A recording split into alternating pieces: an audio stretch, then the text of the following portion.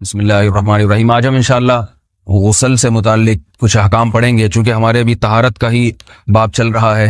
غسل کب فرض ہوتا ہے اور غسل کا طریقہ کیا ہے؟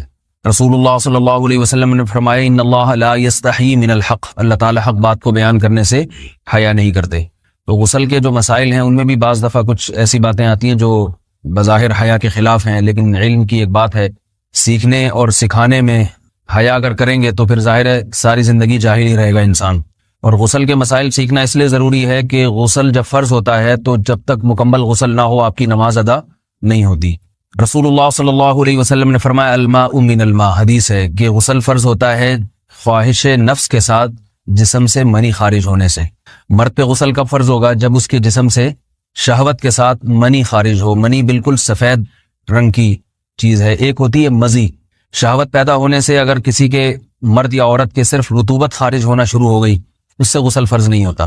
جب تک مکمل شہوت پوری نہیں ہو جاتی اور مادہ منویہ خارج نہیں ہو جاتا، چاہے احتلام کی صورت میں ہو یا کسی بھی طرح سے ہو۔ مردوں کے ساتھ چونکہ یہ بہت زیادہ ہوتا ہے، نائٹ فال کی صورت میں مردوں پر غسل کی یہ صورت بہت زیادہ فرض ہوتی ہے۔ جیسے ہی بلوغت ہوتی ہے تو احتلام شروع ہو جاتا ہے، ہفتے میں 1 دفعہ 2 دفعہ 3 دفعہ، بعض نوجوانوں کو روزانہ بھی 2 دفعہ ہوتا ہے، جبکہ خواتین میں یہ والے غسل کی صورت بہت ہی کم ہوتی ہے کہ ان کو نائٹ فال ہو یا اس طرح سے غسل فرض ہو۔ ہزاروں میں کسی ایک عورت کے ساتھ ایسا ہوتا ہے۔ ایک صورت تو یہ ہے غسل فرض ہونے کی۔ دوسری صورت کیا ہے کہ جب انسان اپنی زوجہ کے ساتھ ملاپ کرے اور انٹرکورس ہو جائے، چاہے اس صورت میں ڈسچارج دونوں میں سے کوئی ہو یا نہ ہو، لیکن دونوں پہ غسل فرض ہو جائے گا، مرد پہ بھی اور عورت پہ بھی۔ یہ تو مردوں کے غسل کے فرض ہونے کا ہے۔ مردوں کے غسل میں ایک چیز یہ بھی ہے کہ اگر آپ نے رات کو نیند کی اور صبح آپ اٹھے اور آپ نے کپڑوں پہ نشان دیکھا، اب آپ کو یہ پتہ نہیں چل رہا کہ یہ منی کا نشان ہے یا مزی کا ہے، تو بھی آپ پر غسل کرنا فرض ہے۔ یہی سمجھا جائے گا کہ یہ آپ خواب میں ڈسچارج ہوئے ہیں۔ عورت پر جو غسل فرض ہوتا ہے ایک اور صورت میں ہوتا ہے کہ جب خواتین کو ایام آنا بند ہو جاتے ہیں، حیض یا نفاس سے جب پاک ہو جائیں تو بھی ان پہ غسل فرض ہے۔ یہ تو غسل کی فرضیت سے متعلق احکام تھے۔ کچھ چیزیں ایسی ہیں جن میں غسل سنت ہے، فرض نہیں ہے۔ جمعہ کے دن غسل کرنا رسول اللہ صلی اللہ علیہ وسلم نے بہت زیادہ تاکید کی ہے۔ سنت کی 2 قسمیں ہیں، سنت مؤکدہ اور سنت غیر مؤکدہ۔ مؤکدہ وہ ہوتی ہیں کہ جن کو چھوڑنے کا اگر کوئی معمول بنا لے تو گناہ کا خطرہ ہے اور ایسا شخص قابل ملامت ہے، اسے شریعت ملامت کرتی ہے، برا بھلا کہتی ہے۔ تو غسل سنت مؤکدہ ہے، ہفتے میں 1 مرتبہ، چاہے جمعے کے دن ہو یا کسی بھی دن ہو۔ جو مسلمان ہفتے میں 1 دفعہ بھی نہیں نہاتا، وہ کتنا ہی نیٹ کلین ہو، مگر شریعت کی نظر میں وہ قابل ملامت ہے، اسے تانے دینے چاہیے کہ شرم نہیں آتی ہو مسلمان مگر رہتے ہو بھنگیوں اور چماروں کی طرح۔ ملامت تو اسی کو کہتے ہیں نا۔ اس کی دلیل رسول اللہ صلی اللہ علیہ وسلم نے فرمایا، صحیح حدیث ہے، حق علی کل مسلم ان یغتسل کل اسبوع مرۃ، کہ ہر مسلمان پر لازم ہے کہ وہ ہفتے میں کم از کم 1 مرتبہ غسل کرے۔ ہر مسلمان پر لازم ہے، چاہے اس پہ غسل فرض نہ بھی ہو۔ اور کس دن بہتر ہے؟ جمعہ کے دن۔ نبی صلی اللہ علیہ وسلم نے حکم دیا ہے کہ جمعے کے دن غسل کیا جائے۔ امام احمد ابن حنبل کا مذہب یہ ہے کہ جمعے کے دن غسل کرنا واجب ہے، صرف سنت نہیں ہے بلکہ واجب ہے، لیکن جمہور کا مذہب یہ ہے کہ سنت عمل ہے۔ غیر مسلم جب اسلام قبول کرتا ہے تو اس وقت بھی اس کے لیے غسل کرنا سنت ہے۔ جب ہم مردے کو نہلاتے ہیں تو جو مردے کو نہلائے اس کے لیے بھی خود غسل کرنا افضل ہے، سنت عمل ہے۔ عید کے دن غسل کرنا سنت عمل ہے۔ تو یہ وہ تمام مواقع ہیں جن میں غسل کرنا رسول اللہ صلی اللہ علیہ وسلم کی سنت ہے۔ غسل کا طریقہ کیا ہے؟ غسل میں 3 چیزیں فرض ہیں، منہ بھر کے قلی کرنا، ناک میں پانی ڈالنا کہ ناک کی جو نرم جگہ ہے یہ اچھی طرح تر ہو جائے، اور پورے جسم پہ 1 مرتبہ پانی بہا دینا کہ جسم میں بال کے برابر جگہ بھی خشک نہ رہے۔ یہ تو ہے فرض، یعنی یہ کام کسی نے کسی بھی طرح سے کر لیا تو غسل ادا ہو جائے گا، چاہے اس کی نیت غسل کی تھی یا نہیں تھی۔ کوئی آدمی چلتا ہوا جا رہا ہے، پھسل کے تالاب میں گر گیا، پورے غوطے کھا کے باہر نکلا، قلی کر لے اور ناک میں پانی ڈال لے تو غسل اس کا ادا ہو جائے گا۔ البتہ چونکہ نیت نہیں تھی لہذا غسل کا ثواب نہیں ملے گا، ثواب نیت کے بغیر نہیں ملتا انسان۔ دلائل اس کے الگ موضوع ہے کہ اس کی دلیل کیا ہے کہ بغیر نیت کے بھی غسل ہو جاتا ہے، لیکن میں نے بتایا دلائل کا سیشن نہیں ہے، اس میں پھر بات لمبی ہو جائے گی۔ تو یہ تو ہے فرض، پورے جسم پہ پانی بہانا، کلی اور ناک میں پانی۔ سنت طریقہ کیا ہے؟ رسول اللہ صلی اللہ علیہ وسلم غسل کیسے کرتے تھے؟ سنت طریقہ جس پہ جو اختیار کرنا چاہیے، وہ طریقہ یہ ہے کہ جب آپ غسل کے لیے بیٹھیں تو سب سے پہلے وہ جگہ دھوئیں جہاں نجاست اور ناپاکی لگی ہوئی ہے. نائٹ فال ہوا, کسی کو احتلام ہوا, تو جہاں جہاں گندگی لگی ہے پہلے اس جگہ کو دھوئیں. استنجا کریں, شرمگاہ کو دھوئیں اچھی طرح. سمجھ رہے ہیں بات کو؟ اس کے بعد ہاتھ دھوئیں اور مکمل وضو کریں جیسے ہم عام حالات میں وضو کرتے ہیں. مکمل وضو کرنے کے بعد دائیں کندھے پہ پانی ڈالا, لیفٹ سائڈ پہ پانی ڈالا. پہلے زمانے میں تو چلو سے غسل ہوتا تھا, ہاتھ دھو لیے تو اب چلو سے پانی لے کے یہاں ڈالا جا رہا ہے, چلو سے پانی لے کے یہاں ڈالا جا رہا ہے, پورے جسم پہ ملا جا رہا ہے, اور چلو سے پانی لے کے 3 دفعہ سر پہ ڈالا جا رہا ہے. تو آج کل چلو الو تو ہے نہیں, شاور کے نیچے جا کے کھڑے ہو جاتے ہیں. تو اس میں یہ کہ شاور کھولے اس میں کھڑے ہو جائیں, سارے چلو اس میں خود بخود ہی ہو جائیں گے, پورے جسم پہ پانی بہہ جائے گا. نبی صلی اللہ علیہ وسلم کے دور میں یہ جدید چیزیں نہیں تھیں, شیمپو اور صابن. تو آپ صلی اللہ علیہ وسلم بیری کے پتوں سے غسل کی ترغیب دیا کرتے تھے. بیری کے پتوں کو اگر پانی میں پکایا جائے تو پانی میں میل کچیل صاف کرنے کی صلاحیت بہت بڑھ جاتی ہے.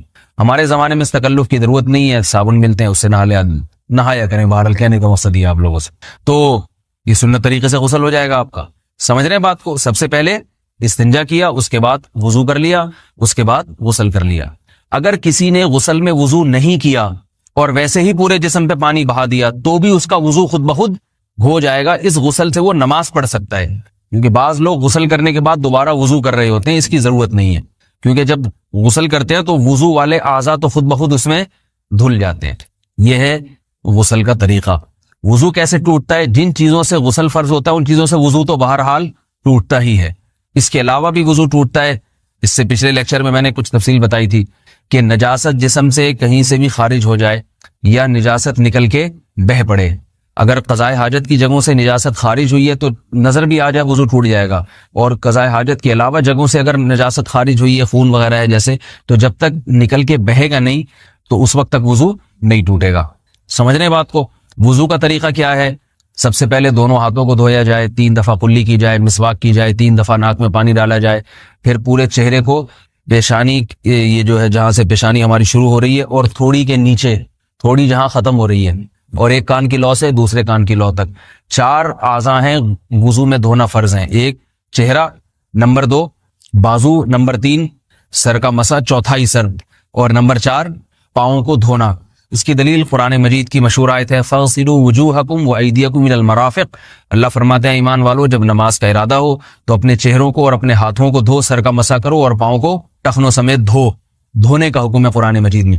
البتہ سر کے بارے میں یہ نہیں ہے پورے سر کا مسا کرو, بلکہ آ رہا ہے وَامْسَحُوا بِرُؤُوسِكُمْ. با کا لفظ ہے, با آتی ہے تبعیض کے لیے کہ سر کے بعض حصے کا مسا. اب بعض حصے کا قرآن حدیث میں کہیں تذکرہ نہیں ہے, تو اس میں فقہاء کرام کے اجتہادات ہیں. امام شافعی فرماتے ہیں تھوڑا سا بھی ٹچ کر لیا سر کو ہو جائے گا. امام ابو حنیفہ فرماتے ہیں نہیں, کم از کم 1/4 کا ہونا ضروری ہے. سب کے اپنے اپنے دلائل ہیں, ان دلائل میں نہیں جاتا. فقہ حنفی کو جو فالو کرنے والے ہیں تو ان کو چاہیے کم از کم 1/4 سر کا مسا, یہ فرض ہونے کے لیے ضروری. مگر سنت کیا ہے؟ پورے سر کا مسا. نبی صلی اللہ علیہ وسلم دونوں ہاتھوں کو بھگو کے پورے سر کا مسا کرتے تھے ایسے. سمجھ رہے بات کو؟ اور مسا کے جو یہ ٹیکنیکل طریقے ہیں کہ آپ یوں پہلے انگلی بنائیں, پھر یوں لے کر جائیں, پھر یوں گھما کے لائیں, پھر یوں, یہ ٹیکنیکل طریقے حدیث سے ثابت نہیں. مسا کا طریقہ کیا ہے؟ بھیگا ہوا ہاتھ لے کے ایسے پورے سر کو ہو گیا. پھر حدیث میں یہ بھی ہے کہ یوں لے جاؤ اور یہ بھی ہے کہ 2 واپس بھی لے کر آؤ, دونوں طرح سے ثابت. تو ایسے بھی کر سکتے ہیں کہ یوں لے جائیں, اور ایسے بھی کر سکتے ہیں لے کے جائیں اور پھر واپس بھی لے آئیں, دونوں طریقے جائز ہیں. لیکن کم از کم سنت اتنی ہے کہ پورے سر کا مسا ہونا چاہیے. بعض لوگوں کو شو مارنے کا شوق ہوتا ہے, اگر وہ واپس لائیں تو بال ان کے خراب ہو جاتے ہیں, کہتے ہیں یار یہ پھر مسئلہ خراب ہو جائے گا. تو پھر ایسے لوگ صرف یوں ہی لے جائیں کافی ہے. افضل تو یہ کہ یوں بھی لے جائیں, یوں بھی لے جائیں, دونوں طرح سے صحیح ہے. بہرحال دونوں حدیث سے ثابت ہیں. سمجھ رہے بات کو؟ اور یہاں ایک اہم مسئلہ بتا دوں, قرآن مجید نے پاؤں کو دھونے کا حکم دیا ہے, پاؤں پہ مسا کرنے کا حکم نہیں دیا. اور حدیث میں خفین پر مسا کرنے کا حکم ہے. تو قرآن اور حدیث کو فقہاء نے جمع کیا ہے. لہذا وہ موزے جن میں آسانی سے پاؤں دھوئے جا سکتے ہیں ان میں چاروں ائمہ کے نزدیک پاؤں پہ مسا کرنا جائز نہیں. سعودی عرب میں جو بعض سلفی حضرات اور یہاں ہمارے ہاں بھی اہل حدیث حضرات نے عام موزوں پر بھی جو مسا کی ایک روایت ڈال دی ہے, اسلاف میں, تابعین, تبع تابعین میں اور چاروں ائمہ کے مذاہب میں اس کا ثبوت نہیں ملتا. اگر اسلاف میں کوئی قائل بھی ہے تو ایک شاذ قول, اکا دکا قول ملتا ہے, ورنہ یہ ائمہ اربعہ کے مذہب کے خلاف ہے. اور جو احادیث جو نقل ہوتی ہیں صحیح سند کے ساتھ ان کے بھی خلاف اور قرآن کی آیت کے بھی خلاف ہے. اس لیے کسی نے عام ساکس پہ اگر مسا کر لیا، جو عام طور پہ آفس پہن کے جاتے ہیں لوگ، اس میں تو پاؤں، آپ اگر ساکس کو پانی کے نیچے رکھیں پورا پاؤں دھل جائے گا آرام سے. تو وہاں کیا ہو رہا ہے کہ قرآن مجید کے حکم کی مخالفت لازم آ رہی ہے، آپ پاؤں دھو نہیں رہے. تو اس لیے ہم یہ سمجھتے ہیں کہ اس صورت میں نماز ادا نہیں ہوگی. سعودی عرب میں بعض سلفی حضرات نماز پڑھاتے ہیں، وہ ایسے ہی کرتے ہیں کہ عام ساکس پہ مسا کر کے نماز پڑھا لیتے ہیں. تو فتویٰ اسی پر ہے کہ ان کی اگر کسی کو یقین ہے کہ اس نے عام ساکس پہ مسا کر کے نماز پڑھائی ہے تو اس کے پیچھے نماز ادا نہیں ہوگی، کیونکہ قرآن کے مطابق اس کا وضو ہوا ہی نہیں ہے. صدیوں تک کوئی بھی اس قول کا قائل نہیں رہا ہے کہ عام ساکس پہ بھی مسا ہو جاتا ہے. یہ ابن تیمیہ رحمہ اللہ تعالیٰ 7ویں صدی میں اس کے قائل تھے، اور تابعین میں اکا دکا قول ملتے ہیں اس کے، لیکن شاذ قول ہیں، مرجوح قول ہیں جن پر امت نے فتویٰ نہیں دیا. اور اب سعودی عرب میں بعض سلفی حضرات اس کے قائل ہیں. ہمارے ہاں اہل حدیث حضرات بھی چونکہ اکثر سعودی عرب کے سلفی حضرات ہی کو فالو کرتے ہیں، تو انہوں نے بھی وہیں سے یہ فتویٰ لیا ہے. لیکن ائمہ اربعہ کے مذہب میں اور دلائل کے لحاظ سے دیکھا جائے تو یہ مذہب کمزور ہے. قرآن نے پاؤں کو دھونے کا حکم دیا، آپ دھوئیں گے پاؤں جب تک دھونا ممکن ہے. چمڑے کے موزے ہیں ان کو دھونا ممکن نہیں ہے اتارے بغیر، لہذا ان موزوں کے اوپر مسا ہو جائے گا. تو اس سے قرآن پر بھی عمل ہو جائے گا اور حدیث پر بھی عمل ہو جائے گا. اس لیے ائمہ اربعہ نے جو قرآن و حدیث کو سمجھ کے جو فیصلہ کیا ہے اس پہ چلنا ہمارے لیے زیادہ مفید ہے بنسبت آج کل کے جو علماء ہیں ان کی اپنی ذاتی آراء پر. اس لیے یہ بھی ایک وضو سے متعلق اہم مسئلہ تھا. سمجھ رہے ہیں؟ باقی تو ماشاءاللہ وضو کرنا سب کو آتا ہی ہے. اور وضو کے بعد دعا کیا ہے؟ کلمہ شہادت، اشہد ان لا الہ الا اللہ وحدہ لا شریک لہ اشہد ان محمدا عبدہ ورسولہ اللہم اجعلنی من التوابین واجعلنی من المتطہرین. اے اللہ تو مجھے بار بار توبہ کرنے والوں میں شامل کر دے اور بار بار پاکیزہ رہنے والوں میں شامل کر دے. توبہ اس لیے کہ میں نے ظاہری طہارت تو حاصل کر لی، مجھے روحانی طہارت بھی عطا کر دے. اگر میں نے گناہ کی ہوں تو مجھے ان سے بھی توبہ کی توفیق عطا فرما لے، تاکہ اس لحاظ سے بھی میرا وضو ہو جائے، اس لحاظ سے بھی میں پاک ہو جاؤں. سبحانک اللہم و بحمدک، نشہد ان لا الہ الا انت، نستغفرک و نتوب الیک.